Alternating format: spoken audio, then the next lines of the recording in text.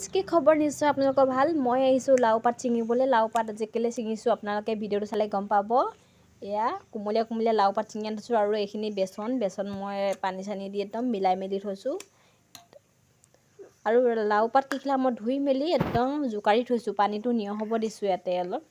পানীটো নিয়ৰ হ'লে ভাল হ'ব। আৰু এয়া বেঙেনা ফ্ৰাই কৰিবলৈ বুলি বেঙেনা কাটি থৈছোঁ আৰু কেৰাহীও বহাই থৈছোঁ গেছত। ভাবিছোঁ সোনকালে বনাওঁ আৰু ছোৱালীও আমনি কৰি আছে। এয়া লাও পাত দি দিলোঁ। লাও পাতখিলা মানে তেলত দি দিওঁতে অলপ ফুলি গৈছে, এইটো ফুটুককৈ ফুলি গৈছে। আজি প্ৰথম খাম এনেকৈ লাও পাত দি বনাই। আগতে মানে খাইছোঁ বেঙেনা চেঙেনা এনেকৈ বেচন চেচন লগাই, কিন্তু লাও পাত এনেকৈ খোৱা নাই। আৰু তাৰ তেলতে ভাবিলোঁ বেঙেনাকেইটাও ফ্ৰাই কৰি লওঁ। আৰু অলপ ভাবিছোঁ গুটি আলু আৰু ভেকুৰী ভাজি অকণমান বনাই লওঁ। আৰু এতিয়া ঠাণ্ডা দিনৰ কথা, ঠাণ্ডা দিনততো পিটিকা খাবলৈ মন যায়। আপোনালোকৰ বাৰু মন যায় নে নাযায়? মোৰ কিন্তু পিটিকা প্ৰিয় কিন্তু। আৰু সেয়ে ভাবিলোঁ ফুল আলু পিটিকা অকণমান বনাই লওঁ।